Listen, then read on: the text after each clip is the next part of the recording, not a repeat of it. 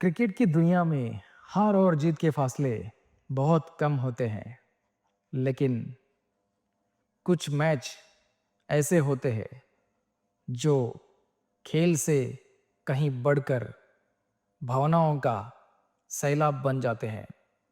10 अक्टूबर 2013 की वो शाम राजकोट के मैदान पर कुछ ऐसी ही थी, जहां हवाओं में हार की गूंज सुनाई दे रही थी और करोड़ों भारतीयों की आंखें नम होने को थी। ऑस्ट्रेलिया जैसे खूंखार टीम ने भारत के सामने 202 रनों का वो विशाल लक्ष्य रखा था, जिसे देखकर अच्छे अच्छों के पसीने छूट रहे थे। मैदान पर जब टीम इंडिया के चार सबसे बड़े स्तंभ रोहित शर्मा, शिखर धवन, विराट कोहली और सुरेश रैना ताश के पत्तों की तरह बिखर गए, तो लगा कि अब सब खत्म हो गया है। उस वक्त कांगारू खिलाड़ी जीत के नशे में चूर होकर भारतीय टीम और पूरे हिंदुस्तान का सरेआम मजाक उड़ा रहे थे। उन्हें लग रहा था कि शिकार उनके जाल में फंस चुका है और अब बस जीत की औपचारिकता बाकी है। पर वे भूल गए थे कि इतिहास हमेशा उन्हीं का लिखा जाता है जो अंत तक लड़ना जानते हैं। मैच की शुरुआत टॉस से हुई, जहां किस्मत ऑस्ट्रेलिया के साथ थी और उन्होंने पहले बल्लेबाजी करने का निडर फैसला लिया। एरन फिंच और निक मेडिसन ने मैदान पर आते ही भारतीय गेंदबाजों की लाइन लेंथ के साथ खिलवाड़ करना शुरू कर दिया, जैसे वे किसी क्लब मैच में खेल रहे हो। शुरुआती 4 ओवरों में स्कोरबोर्ड पर 60 रन टांग कर कांगारुओं ने अपने इरादे साफ कर दिए थे कि वे आज किसी को बख्शने के मूड में नहीं हैं।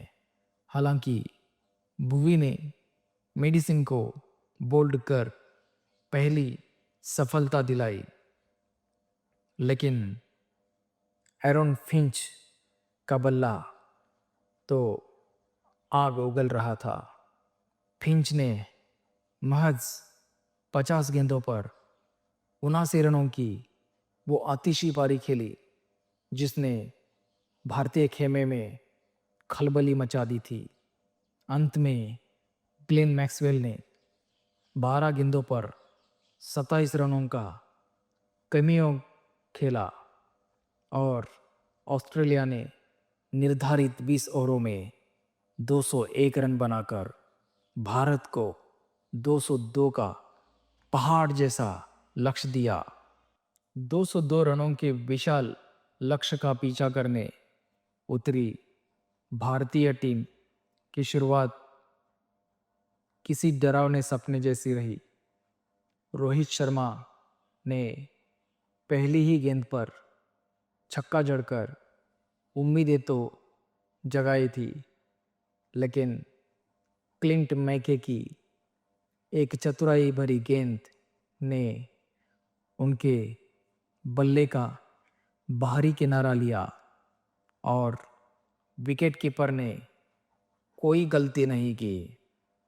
रोहित के 12 रन पर आउट होते ही स्टेडियम में सन्नाटा पसर गया, क्योंकि टीम इंडिया का सबसे बड़ा हथियार शुरू में ही ढेर हो गया था।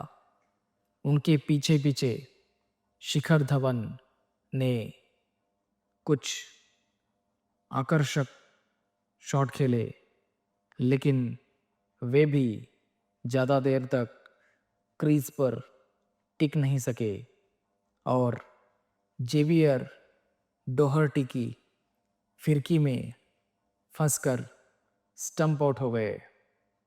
सुरेश रैना से उम्मीदें थी कि वे मध्यक्रम को संभालेंगे, लेकिन नाथन कुल्टर नाइल की गेंद पर वे भी वॉटसन को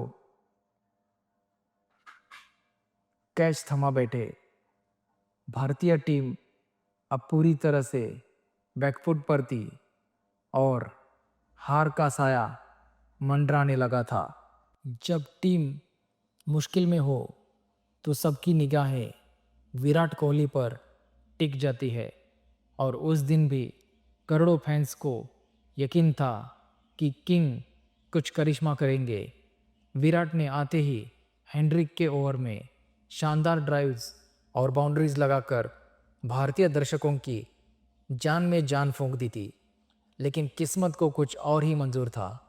13वें ओवर में क्लिंट मैक ने एक बार फिर अपनी गेंदबाजी का जादू दिखाया और विराट को बाउंड्री लाइन पर कैच करवा दिया।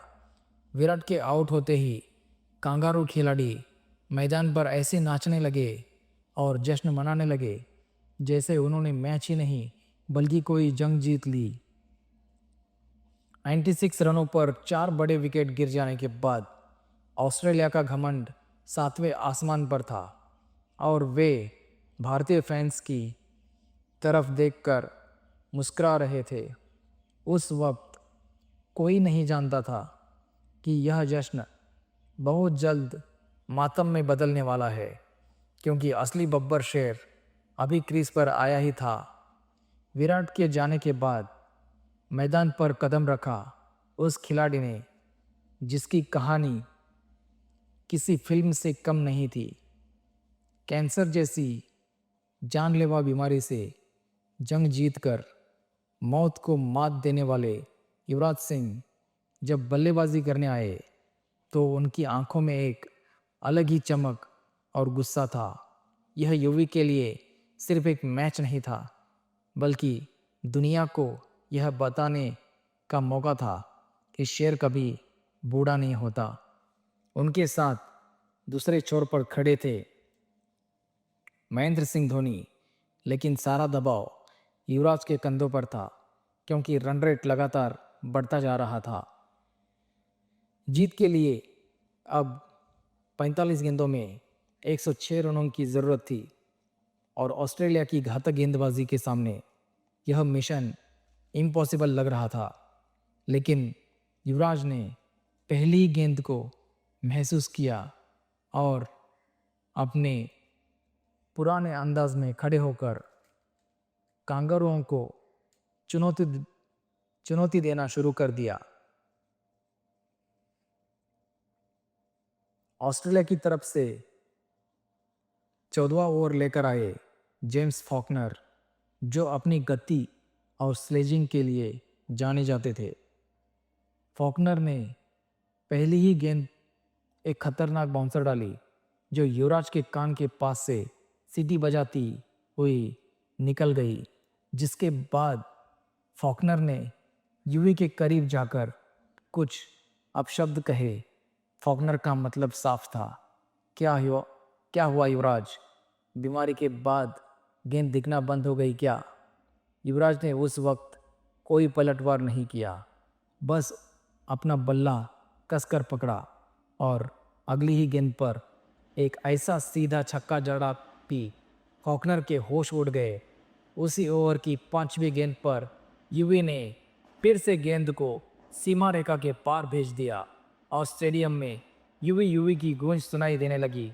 यह तो सिर्फ ट्रेलर था, क्योंकि युवी ने फॉकनर को बता दिया था कि असली लड़ाई अब शुरू हुई है। असली तबाही तब शुरू हुई जब 15वें ओवर में क्लिंट मैके गेंदबाजी के लिए वापस आए, जिन्होंने अब तक भारतीय बल्लेबाजी की कमर तोड़ी थी।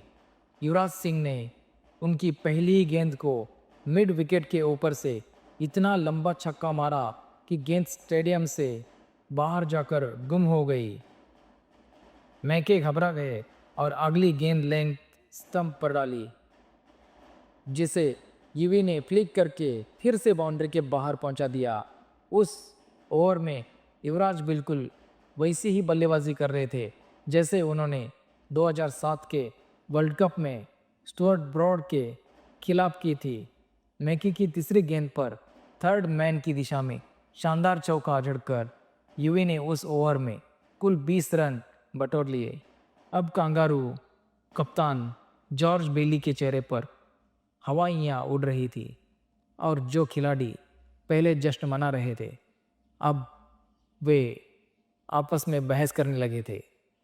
मैच के उस मोड़ पर जब भारतीय टीम को हर ओवर में 15 से ज़्यादा रन चाहिए थे, महेंद्र सिंह धोनी संघर्ष कर रहे थे। धोनी के बल्ले से 13 गेंदों में सिर्फ 11 रन ही आए थे और वे बड़े शॉट्स नहीं लगा पा रहे थे, जिससे सारा बोझ युवराज पर आ गया था। युवी ने स्थिति को भांप लिया और धोनी को सिंगल लेकर स्ट्राइक खुद के पास रखने का फैसला किया, क्योंकि उस दिन किस्मत युवराज के साथ चल रही थी। जेवियर डोहर्टी के ओवर में धोनी ने सिर्फ 3 रन लिए, लेकिन युवराज ने आखिरी गेंद पर चौका मारकर दबाव को कम किया। अब आखिरी 3 ओवरों में भारत को बड़ी जीत की तरफ ले जाने के लिए युवी का क्रीज पर रहना अनिवार्य था। युवराज ने ठान लिया था कि वे आज इस मुकाबले को फिनिश करके ही दम लेंगे, चाहे गेंदबाज कोई भी क्यों ना हो। 17वां ओवर लेकर आए एक बार फिर जेम्स फॉकनर, लेकिन इस बार उनका सामना उस युवराज से था जो अपने चरम पर थे। युवी ने पहली ही गेंद पर छक्का जड़कर मात्र 23 गेंदों में अपना विस्फोटक अर्धशतक पूरा किया और पूरी दुनिया को अपना लोहा मनवाया। फॉकनर इतने दबाव में आ गए कि उन्होंने लगातार वाइड गेंदें फेंकनी शुरू कर दी और युवी ने उनकी हर गलती का फ़ायदा उठाया। एक ही ओवर में 21 रन लुटाने के बाद फॉकनर का चेहरा देखने लायक था। वो लगभग रोने की स्थिति में पहुंच चुके थे। युवराज सिंह 77 रनों पर नाबाद खेल रहे थे, जिसमें 8 शानदार चौके और 5 गगनचुंबी छक्के शामिल थे। अब जीत भारत की मुट्ठी में थी और जो कांगारू पहले मजाक उड़ा रहे थे वे अब सिर झुकाए खड़े थे। आखिरी ओवर में शेन वॉटसन आए, लेकिन धोनी ने बैक टू बैक 2 चौके जड़कर भारत को एक नामुमकिन लगने वाली जीत दिला दी। युवराज सिंह को एक शानदार कमबैक पारी के लिए मैन ऑफ द मैच चुना गया, क्योंकि उन्होंने हार के जबड़े से जीत को खींचा था। लेकिन यहाँ एक बड़ा सवाल उठता है, जिस युवराज ने हमें 2007 और 2011 का वर्ल्ड कप जिताया, उन्हें 2015 और 2019 के वर्ल्ड कप से बाहर क्यों रखा गया? लोग कहते हैं कि धोनी ने वर्ल्ड कप जिताया, लेकिन बिना युवराज के क्या वो ट्रॉफियाँ भारत आ सकती थी? क्या आपको नहीं लगता कि भारतीय क्रिकेट मैनेजमेंट और धोनी ने इस हीरे के साथ नाइंसाफ़ी की? अपनी राय कमेंट में ज़रूर बताइए और युवराज के सम्मान में वीडियो को लाइक ज़रूर करें।